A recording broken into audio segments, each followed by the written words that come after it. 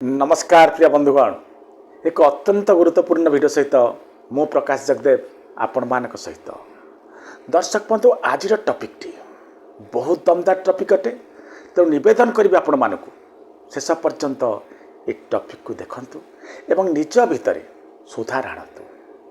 आपण माने जानती मनुष्य जीवन में एक समय आसे जितेबले तार आपणार लोक माने ताठारु दूरे जाते। जो मानक ठारू से बहुत किछि आशा करथिला से माने ता हाथ छाड़ी चली जानती। जदि व्यक्तिटे भाविथिबो मु कहा साहाय्य नहीं मो जीवन युद्ध जीतिबी चिंता कले से परिस्थिति से व्यक्ति जन कौन करिवो। तेणु गोटे कथा सर्वदा मन रखंतु, कहारी साहाय्य रे जीवन जीवा आज ठारू ही आपण छाड़तु। कारण आपण माने जानती सहारा जेते मजबूत हेले मध्य दिने दिने साथ छाड़ी चली जाए।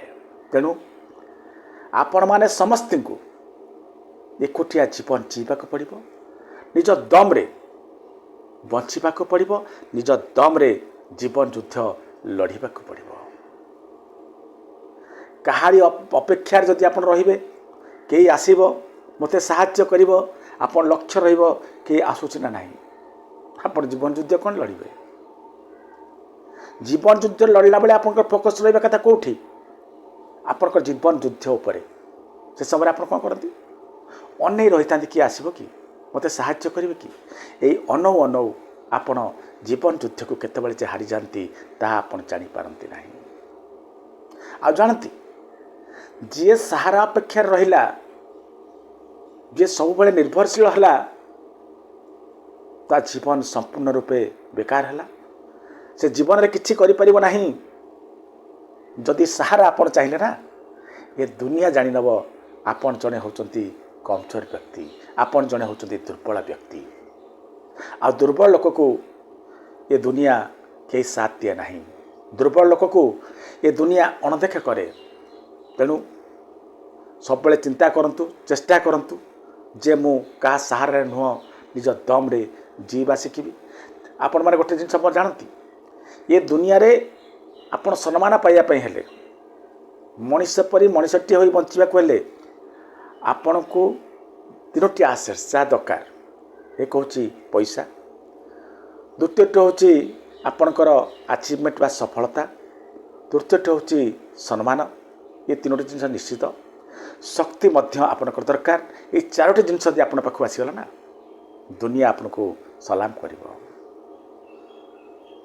जदि प्रतिटी कथारे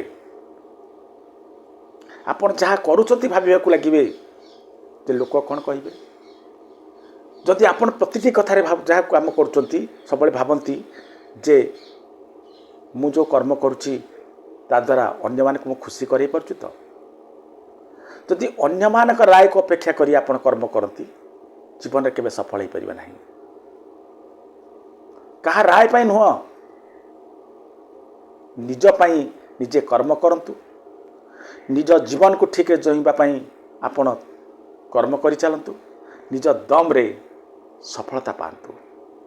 जे पर्यंत आपण एमती सहारा पछे दौड़ुथिबे से पर्यंत आपण जीवन दुर्विषह होइतिबो। आपण निजे सुनिथिबे महाभारत रे महान योद्धा अभिमन्यु कथा। अभिमन्यु से समय जानी चक्रव्यूह को भेद करी केमती भीतर को पशिबा को हुए, सब प्रकार युद्ध कौशल मध्य तांको मालूम थिला। किंतु तांको कुहा जाइतिला जे चक्रव्यूह भेद करी तुम भीतर प्रवेश कर, जेहेतु तुम जानी ना चक्रव्यूह केमती बाहर को आसीबो से दायित्व होची तुम भीम बड़ापा कर।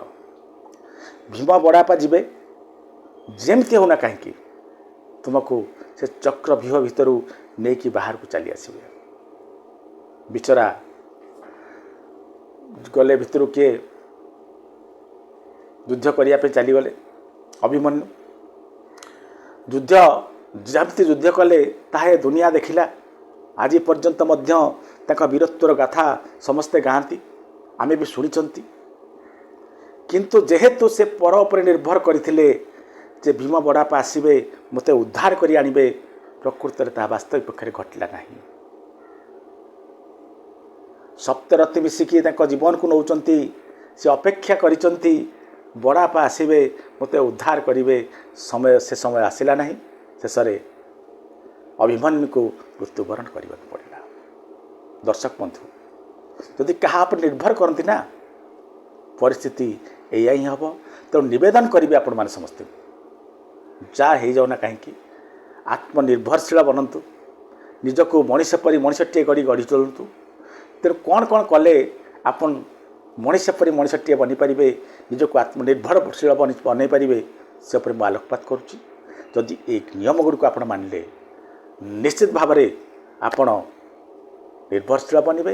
ଆଉ ଗୋଟେ ବଢ଼ିଆ କଥା ମୁଁ ଆପଣମାନଙ୍କୁ କହୁଛି, ଆପଣଙ୍କ ଜୀବନର କୌଣସି ବି ନିଷ୍ପତ୍ତି ଆପଣ କାହାରି ହାତରେ ଦିଅନ୍ତୁ ନାହିଁ। ତାର କାରଣ କ'ଣ ଜାଣିଛନ୍ତି? ଆପଣଙ୍କ କମଜୋରି କେଉଁଠି, ଆପଣଙ୍କ ତାକତ କ'ଣ, ସବୁଠାରୁ ବେଶୀ ଆପଣ ଜାଣିଛନ୍ତି। ଯାହାଙ୍କର ନିଷ୍ପତ୍ତି ନେବେ ସିଏ ତାଙ୍କର ନଜରିଆକୁ ନେଇ, ତାଙ୍କର ମାଇଣ୍ଡସେଟ୍କୁ ନେଇ, ତାଙ୍କ ମେଣ୍ଟାଲିଟିକୁ ନେଇ, ତାଙ୍କ କାପାବିଲିଟିକୁ ନେଇ ସିଏ ଆପଣଙ୍କୁ ନିଷ୍ପତ୍ତି ଦେବେ। ସିଏ ଆପଣଙ୍କ ବିଷୟରେ କିଛି ଜାଣିନାହାନ୍ତି। ତେଣୁ ସେ ନିଷ୍ପତ୍ତିକୁ ନେଇ ଯଦି କାମ କରିବେ ତାହେଲେ ଆପଣ ନିଶ୍ଚିତ ଭାବରେ ବିଫଳ ହେବେ। ତେଣୁ ଜୀବନରେ ଯାହା କରିବାକୁ ଚାହୁଁଛନ୍ତି ନିଜ ନିଷ୍ପତ୍ତି ନିଜେ ନିଅନ୍ତୁ, ଅନ୍ୟ ନିଷ୍ପତ୍ତି ଉପରେ ଆପଣ ନିର୍ଭର କରନ୍ତୁ ନାହିଁ। ଆପଣ ପରାମର୍ଶ ଯଦି କାହାଠାରୁ ଚାହିଁବେ, ଆପଣ କାହିଁକି ଭାବୁଛନ୍ତି ସବୁବେଳେ ଶ୍ରୀକୃଷ୍ଣଙ୍କ ପରି ଜଣେ ସଲାହକାର ବା ଯିଏ ଆପଣଙ୍କୁ ଦିଅନ୍ତି କ'ଣ ପରାମର୍ଶ, ସେମିତିଆ ପରାମର୍ଶଦାତା ପାଇବେ ବୋଲି? ବେଳେବେଳେ ଆପଣ କାହା କେଉଁ ଶକୁନି ହାବୁଡ଼ରେ ପଡ଼ିପାରନ୍ତି। ଯଦି ଶକୁନିକୁ ଆପଣ ପରାମର୍ଶଦାତା କରିବେ ତାହେଲେ ଦୁର୍ଯ୍ୟୋଧନ ପରି ଆପଣଙ୍କର ଅବସ୍ଥା ହେବ। ତେଣୁ ଆପଣ କେବେ ବି ପରାମର୍ଶ କାହାଠାରୁ ନିଅନ୍ତୁ ନାହିଁ। ଆପଣଙ୍କୁ ଯାହା ଠିକ୍ ଲାଗୁଛି, ଆପଣ ଯାହା ଚାହୁଁଛନ୍ତି ପ୍ରକୃତରେ ମୁଁ କରିପାରିବି, ସେ ଦିଗରେ ଆପଣ ଅନାୟାସରେ ଆଗକୁ ବଢ଼ନ୍ତୁ। କାହାରି ଭରସା ନିଅନ୍ତୁ ନାହିଁ, କାହାରି ସାହାରା ନିଅନ୍ତୁ ନାହିଁ, ଆପଣ ଆଗକୁ ବଢ଼ନ୍ତୁ। ଚାଲନ୍ତୁ ଜାଣିବା କେମିତି ଆମେ ଆତ୍ମନିର୍ଭରଶୀଳ ବନିବା, କେମିତି ଆମେ ନିଜ ସାହାରାରେ ଯିବା ଶିଖିବା। ପ୍ରଥମଟି ହେଲା, ଅନ୍ୟଠାରୁ କୌଣସି ଆଶା ରଖ ନାହିଁ, ଅନ୍ୟ ଉପରେ ଭରସା ରଖ ନାହିଁ। ସବୁବେଳେ ନିଜ ଉପରେ ଭରସା ରଖ, ନିଜ ଦମରେ ଯୁଦ୍ଧ ଜିତିବାକୁ ଚେଷ୍ଟା କର ଏବଂ ସବୁଠାରୁ ବଡ଼ କାମ କର ଯେ ନିଜର ଲାଇଫକୁ ନିଜେ କଣ୍ଟ୍ରୋଲ କରିବାର ପ୍ରଚେଷ୍ଟା କର।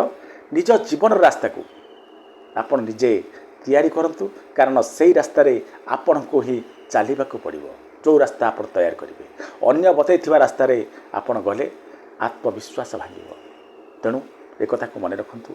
ଦ୍ୱିତୀୟଟି ହେଲା, ଯେତେବେଳେ ବି ଆପଣ କୌଣସି ନିଷ୍ପତ୍ତି ନେବେ, କୌଣସି କାମ କରିବେ ଏବଂ ଆଗକୁ ବଢ଼ିବାକୁ ଚେଷ୍ଟା କରିବେ, ଅନ୍ତର୍ମନରୁ ଏକ ଆବାଜ ଆସିବ, ଆପଣଙ୍କ ମନ ଆପଣଙ୍କୁ ଡରେଇବ, ନା ତୋ ଦ୍ୱାରା ହେବ ନାହିଁ, ତୁ ପାରିବୁ ନାହିଁ, ଚେଷ୍ଟା କର ନା। ତେଣୁ ଆପଣଙ୍କ ମନକୁ ଯେଉଁ ଡରଉଛି, ଯେତେ ପ୍ରକାର ଡର ଆସୁଛି ଆପଣଙ୍କ ମନକୁ, ସେସବୁ ଡରକୁ ଆପଣ ଡରାନ୍ତୁ, ସେ ଡରକୁ ଆପଣ ସାଇଡ଼୍ କରନ୍ତୁ। କାରଣ ଅଧିକାଂଶ ଡର ଯାହା ଏ ମନ ଆମକୁ ବତେଇଥାଏ, ସବୁ ଡର କାଳ୍ପନିକ ହୋଇଥାଏ। ବାସ୍ତବିକତାରେ ପ୍ରାୟତଃ କିଛି ଡର ପରିଣତ ହୋଇନଥାଏ। ଗୋଟିଏ କଥା ମନେ ରଖନ୍ତୁ, ଡରି ଡରି ଯଦି ଆପଣ ଯୁଦ୍ଧ ଲଢ଼ିବେ, ଡରି ଡରି ଯଦି ଜୀବନ ପଥରେ ଆପଣ ଅଗ୍ରସର ହେବେ, ତାହେଲେ ଆପଣ ନିଶ୍ଚିତ ଭାବରେ ହାରିବେ। କାରଣ ଡରି ଡରି ଯଦି ଆପଣ ଟ୍ରାଫିକ୍ଟେ ପାସ୍ କରିପାରୁନାହାନ୍ତି, ଆକ୍ସିଡେଣ୍ଟର ଭୟ ରହୁଛି, ଆକ୍ସିଡେଣ୍ଟ ହେବାର ଯଥେଷ୍ଟ ସମ୍ଭାବନା ରହୁଛି, ତାହେଲେ ଆପଣ ଜୀବନ ଯୁଦ୍ଧ କେମିତି ଜିତିବେ? ତେଣୁ ପ୍ରଥମେ ମୁଁ ନିବେଦନ କରିବି, ଆପଣମାନେ ସମସ୍ତେ ନିଜ ଭିତରେ ଡରକୁ ଡରାନ୍ତୁ, କାରଣ ଅଧିକାଂଶ ଡର ଆପଣଙ୍କର କାଳ୍ପନିକ। ଯାହା ଡର ଲାଗୁଛି ସେ କାମକୁ ପ୍ରାୟୋରିଟି ବେସିସ୍ରେ ଆଗେ କରନ୍ତୁ। ଦେଖିବେ ଯଦି ଆପଣ ଯେଉଁ ଜିନିଷ ଡର ଲାଗୁଛି ତାକୁ ଯଦି ବାରମ୍ବାର କଲେ ଆପଣ ଆତ୍ମବିଶ୍ୱାସୀ ବନିବେ। ତୃତୀୟଟି ହେଲା, ନିଜର ଭ୍ୟାଲୁ ବଢ଼ାନ୍ତୁ। ନିଜର ଭ୍ୟାଲୁ କେମିତି ବଢ଼ାଇବେ? ଆପଣ ଏଠି ସେଠି ସବୁଠି ବସୁଛନ୍ତି, ନିଜର ଆଭେଲେବିଲିଟି ବଢ଼ାଇ ଦେଉଛନ୍ତି। ଯିଏ ତୋଟା କ୍ଲାସ୍ ହାଜର ହୋଇଗଲେ କ'ଣ ପାଇଁ? ଯେଉଁ ଜିନିଷର ଆଭେଲେବିଲିଟି କମେ ସେ ଜିନିଷର ଭ୍ୟାଲୁ ବଢ଼େ। ତେଣୁ ଆପଣ ନିଜର ଆଭେଲେବିଲିଟି କମାନ୍ତୁ, କିଛି ସ୍କିଲ୍ ଶିଖନ୍ତୁ, ନୂଆ ସ୍କିଲ୍। ଯେଉଁ ନୂଆ ଯେତେ ସ୍କିଲ୍ ଶିଖିବେ ଆପଣଙ୍କର ଆତ୍ମବଳ ସେତେ ବଢ଼ିଯିବ। କାରଣ ଏ ଦୁନିଆରେ ଯଦି କେହି ସ୍କିଲ୍ ଶିଖିନାହିଁ ତାକୁ କେହି ପଚାରନ୍ତି ନାହିଁ। ତେଣୁ ସ୍କିଲ୍ ଉପରେ ଧ୍ୟାନ ଦିଅନ୍ତୁ, ନିଜକୁ ପରିବର୍ତ୍ତନ କରନ୍ତୁ, फाइनान्शियल साउंड जदि अर्थ आपण पाखे नहीं ना ये समाज ए दुनिया आपको सम्मान देव ना। अर्थ उपार्जन कौन ना कौन बाट खोजतु अपेक्षा करतु ना 7 महण घी हम राधा नाचब जी पारुंट आपण को भगवान हाथ गोड़ देते हलांतु तो कामर लगातु जी हो अल्प इनकम होना कहीं आपण किछि इनकम करंतु जदि आपण अर्थनैतिक क्षेत्र में किछि इनकम करने आरंभ कले आपण मानसिक स्थिति ठीक रहिबो एवं नुआ किछि करिवार प्रेरणा आपण पाइबे। जदि फाइनेंशियल स्ट्रांग नहले ताले आपण सब बेले से फाइनेंशियल कथा चिंता करू करू निज जीवन रास्ता को भूली जिवे। आपण जो प्रगतिर ट्रेन बसबो चाहतो ना से प्रगतिर ट्रेन केतेबेले आपण को छाड़ी चली जीवो आपण पछर रही जिवे आपण जानि परिबे प्रगतिर ट्रेन आपण चढ़ी परिबे नहीं। तेणु निजको फाइनेंशियल साउंड करिवार प्रयास करंतु। या परे चतुर्थ टी मन रखंतु चतुर्थ टिप्स टी पाठ पढ़ी बुद्धिमान बनतु। बुद्धिमान बनले कौन हो जान ना बुद्धिमान बनले आपणकर जो नकारात्मकता अच्छी आपण भितर आपणकर जो आत्मविश्वास आपण भितर नहीं कमी कमी जाउची से आत्मविश्वास टिके बढ़िबो। पाठ पढ़ले आपण शिक्षित हेले एवं जदि आपण ज्ञान आहरण कले ना ये ज्ञान आपण भितर नुआ एक उत्साह नुआ एक उद्दीपना निश्चित भाव में प्रवेश करेब। ये उत्साह उद्दीपना ही आपण को सफल करेब आपण को आत्मविश्वासी बनेब। या पर पंचमटी है कथबार्ता कला बेले इाड़ू सियाड़ू कथबार्ता न करी अधिका शुणु कम कहतु जहाँ कहते से कथा प्रभावी कथा हो से कथा अन्य लोकंकर हृदय को स्पर्श करू। आपण जानती ये शब्द रे बहुत पावर अच्छी। ये शब्द कहा घर को सजाड़ी दे पारे कहा घर को भांगी दे पारे कहार रोग को भल कर दे पारे कहा को रोगग्रस्त मानसिक विकारग्रस्त मध्य बन दे पारे कहा मनरे खुशी आनी पारे। ये शब्द कहा को कंदे दे पारे। सब मानुची जीभरे हाड़ नहीं किंतु ये जीभ कहार हाड़ को मध्य भांगी दे पारे। तेणु आप निज शब्द उपरे निजर कथा उपरे ध्यान दियंतु। जेतेबेले कथबार्ता करूचंती प्रभावी कथबार्ता करंतु समस्त का मन को आकर्षित कला बोली कथबार्ता करंतु। बॉडी लैंग्वेज उपरे ध्यान दियंतु। ढिला ढाला है जदि रहिबे नई नई जे चलिबे जदि आपण एनर्जेटिक न लागिबे ए दुनिया आपको अनेब नहीं। तेणु आपण मैंने समस्ते जानते बॉडी लैंग्वेज कौन कौन दरकार। तेणु बॉडी लैंग्वेज पर ध्यान दिंतु। यहाँ पर षष्ठी है आत्मविश्वासी बनतु। आत्मविश्वासी अर्थ जदि आप निजे निज को विश्वास न करेंगे ये दुनिया कहीं आप विश्वास कर। तेणु प्रथम आप निज को आत्मविश्वासी बनतु। ये दुनिया रे किछि काम ना जहाँ को आप कर न पारे से प्रयास लोड़ा आत्मविश्वास लोड़ा धैर्य टिके लोड़ा ये जिन करतु आप आत्मविश्वासी बनीजे। डर को डराओ जो डर आसूँ से डर को आपन डरतुनि से डर को डरवा को चेष्टा करूँ केमी डरेबे आपन ताको सामना करूँ। यहाँ पर सफल लोकंकर आदर कर सेमानकर आदत को सेमानकर उच्चारण आचरण को आपन जीवन भीतर आणतु। प्रत्येक दिन निजको किछि किछि सुधारिबार प्रयास करतु। एका दिन रे किछि हुए नहीं ये प्रयास जारी रहा दरकार। आपण प्रत्येक दिन कौन करंतु निजको टिके सुधारंतु अल्प हेले भी चलिबो। ये किछि किछि जो सुधार आनिबे आपण भितरे आपण देखिबे किछि वर्ष परे आपण पूरा निजको सुधार देथिबे। आपण पाखे जो कमी अछि पूरा दूर देथिबे। तेणु लोक को आ सबुठ बड़ कथा मोर मन रखिथिबे लोक कौन कहिबे भाभी केबे निष्पत्ति नियंतु नहीं कि कर्म करंतु नहीं। ये लोकंकर किछि नहीं। यही लोक आपण को आज याड़ छुड़ कहते आपड़ जो स्ट्रगल करुवे यही लोक मैंने आपको ताना मारुवे आपण विषय में कुत्सा रटना करुवे किंतु जो आप सफल होना जो लोक ताली मारुवे आपड़ देखिए जो लोक मैंने आपको ताना मारी से मैंने ही से भिड़र थे जो मैंने आप घृणा करते जो लोक मैंने आप कार्यपंथा को निंदुले से मैंने जा विभिन्न आड़ देखई कहवाक लगे जे ये मोर बंधु ये मोर बांधव ये मोर भाई इत्यादि इत्यादि बहुत कथा। तो लोकों कथा को प्रायोरिटी दे आप निज जीवन को खराब करंतु नहीं। लोक कौन कहे से डर ଆଜିଠାରୁ ଛାଡ଼ନ୍ତୁ ଏବଂ ଆଗକୁ ବଢ଼ନ୍ତୁ। ଆପରେ ବଡ଼ କଥା ମନେ ରଖନ୍ତୁ, ବେକାର ଲୋକ, ନେଗେଟିଭ୍ ଲୋକ, ଏମାନଙ୍କଠାରୁ ଆପଣ ଯେତେ ଶୀଘ୍ର ପାରୁଛନ୍ତି ଦୂରେଇ ଯାଆନ୍ତୁ। କାରଣ ନେଗେଟିଭ୍ ଲୋକମାନେ ସେମାନେ ନିଜେ କିଛି କରନ୍ତି ନାହିଁ କି କାହାକୁ କିଛି କରେଇ ଦିଅନ୍ତି ନାହିଁ। ସେମାନଙ୍କ ପ୍ରମୁଖ ଉଦ୍ଦେଶ୍ୟ ହେଉଛି ଆପଣଙ୍କର ସ୍ୱପ୍ନକୁ ଭାଙ୍ଗିବା, ଆପଣଙ୍କ ସ୍ୱପ୍ନକୁ ଚୋରି କରିବା, ଆପଣଙ୍କ ମନ ମସ୍ତିଷ୍କରୁ ଆପଣଙ୍କ ସ୍ୱପ୍ନକୁ ଫିଙ୍ଗି ବାହାର କରିଦେବା, କାଢ଼ିକି ବାହାର କରିଦେବା। ଏମାନଙ୍କ ଉଦ୍ଦେଶ୍ୟ ହେଉଛି ଏଇଆ। ଯେତେ ନେଗେଟିଭ୍ ଲୋକଙ୍କ ପାଖରେ ବସିବେ ଆପଣଙ୍କର ମନୋବଳ ସେତେ ଭାଙ୍ଗିବ, ଆପଣଙ୍କ ମାନସିକ ସ୍ଥିତି ଖରାପ ହେବ, ଆପଣ ଯେଉଁ କାର୍ଯ୍ୟଦକ୍ଷତା ଅଛି ସେ କାର୍ଯ୍ୟଦକ୍ଷତାକୁ ହରାଇବେ। ଯେଉଁ ଲୋକମାନେ ଆପଣଙ୍କର ସ୍ୱପ୍ନ ପଛରେ, ସ୍ୱପ୍ନ ରାସ୍ତାରେ ଅବଷ୍ଟାକଲ୍ ଅଟନ୍ତି, ସେମାନେ ତ କାହିଁ ସମ୍ପର୍କ ରଖିବେ? ଛାଡ଼ି ଦିଅନ୍ତୁ ସେ ସମ୍ପର୍କକୁ, ନା ଉପାଡ଼ିକି ଫିଙ୍ଗି ଦିଅନ୍ତୁ ସେମିତି ସମ୍ପର୍କକୁ। କିଛି ଦରକାର ନାହିଁ।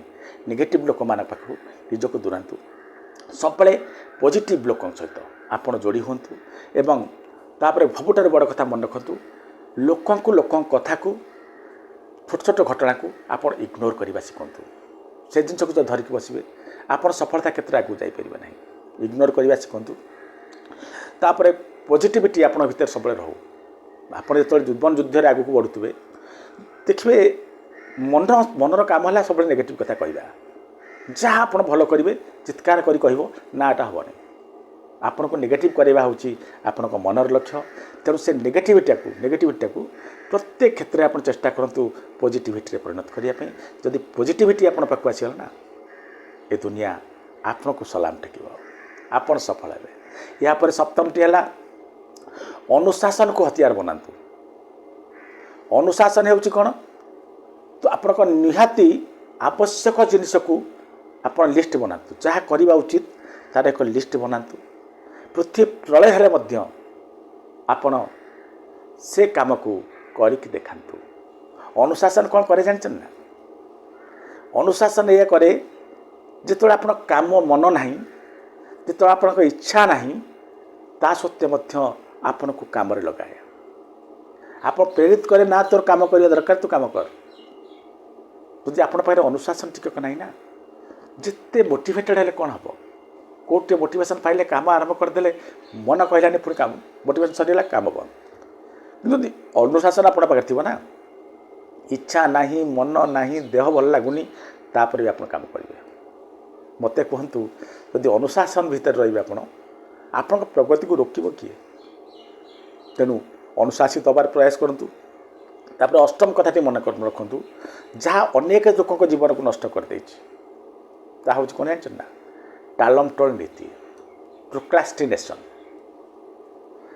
ନିଷ୍ପତ୍ତି ନେଇଗଲେ, ଲକ୍ଷ୍ୟ ସ୍ଥିର, ଆପଣ ସ୍ୱପ୍ନୀଳ ମଣିଷ, ସ୍ୱପ୍ନ ଚାହୁଁଛନ୍ତି, କାମ ଯେତେବେଳେ ଆରମ୍ଭ କରିବେ ନା, ସେତେବେଳେ ଆପଣଙ୍କ ଅନ୍ତର୍ମନ କହିବ ଏଇନା ନୁହଁ, କାଲି କରିବା, ସୁବିଧା ହେଲେ କରିବା, ଦେଖିବା। ଏମିତି କରି କରି ଆପଣ ସମୟ ନଷ୍ଟ କରିଦେବେ।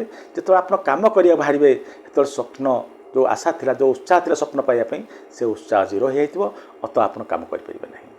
ତେଣୁ ନିଷ୍ପତ୍ତି ନେଲେ, ଆପଣ ଜାଣିଛନ୍ତି ମୋ ଲକ୍ଷ୍ୟ ସ୍ଥିର, ମୁଁ ମୋର এই ସ୍ୱପ୍ନ ପାଖରେ ପହଞ୍ଚିବା ଦରକାର, এই କର୍ମ କରିବା ଦରକାର, ଅପେକ୍ଷା କରନ୍ତୁ ନାହିଁ, କାମ ଆରମ୍ଭ କରିଦିଅନ୍ତୁ। ଆପଣ ଧୀରେ ଧୀରେ ଆଗକୁ ବଢ଼ନ୍ତୁ, ବେଶୀ ଜୋରରେ ଯିବା ଦରକାର ନାହିଁ। ପ୍ରତ୍ୟେକ ଦିନ କିଛି ନା କିଛି କାମ କରି ଆପଣ ଆଗକୁ ବଢ଼ନ୍ତୁ। ପ୍ରତିବନ୍ଧକ ଆସିବ ମାନୁଛି, ଆପଣଙ୍କ ଇଚ୍ଛା ହେବ ନାହିଁ, ବହୁତ ପରିଶ୍ରମ ପଡ଼ିବ, ତା ସତ୍ତ୍ୱେ ମଧ୍ୟ ବେଶୀ ନ ଯାଇପାରିଲେ ନାହିଁ, କିଛି କିଛି ଯାଆନ୍ତୁ ଏବଂ ଦେଖିବେ।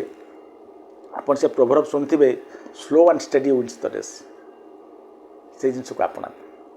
ଏହାପରେ ନବମଟି ହେଲା, ଲକ୍ଷ୍ୟ କ୍ଷେତ୍ରରେ ଆପଣ ନିଜେ ବାଛିବେ ଯେ କେଉଁ ଜିନିଷ ପ୍ରତିବନ୍ଧକ ସାଜୁଛି। ମୋ ଲକ୍ଷ୍ୟ କ୍ଷେତ୍ରରୁ କେଉଁ ଜିନିଷ ମୋତେ ବିଚ୍ୟୁତ କରୁଛି, ଲକ୍ଷ୍ୟ ପଛରୁ କିଏ ମୋତେ ଦୂରେଇ ଦେଉଛି, ସେ ଜିନିଷ ବାଛନ୍ତୁ, ଲିଷ୍ଟ ବନାନ୍ତୁ ଏବଂ ଚେଷ୍ଟା କରି, ପ୍ରାଣପଣେ ଚେଷ୍ଟା କରି ଆପଣ ସେ ପ୍ରତିବନ୍ଧକମାନଙ୍କୁ ହଟାଇ ଦିଅନ୍ତୁ। ପ୍ରତିବନ୍ଧକ ହଟିଲା ପରେ ଆପଣ ଆଗକୁ ବଢ଼ିବେ ଏବଂ ନିଜ ଦମରେ ଯିବା ଶିଖିବେ। ତାପରେ ଆପଣଙ୍କୁ କାହା ଉପରେ ଭରସା କରିବାକୁ ପଡ଼ିବ ନାହିଁ। ନିଜ ଦମରେ ଯଦି ଆପଣ ବିଜୟୀ ହେଲେ, ନିଜ ଦମରେ ଯଦି ଆପଣ ସଫଳ ହେଲେ, ଆପଣ এই ବିଜୟର ଶ୍ରେୟ ଆଉ କାହାକୁ ଦେବାକୁ ପଡ଼ିବନି। ବିଜୟର ଶ୍ରେୟ ଆପଣ ନେବେ ଏବଂ ବିଜେତା ଏ ଦୁନିଆ ଆପଣଙ୍କୁ କହିବ।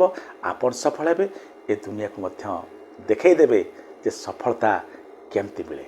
ରହୁଛି, ନମସ୍କାର।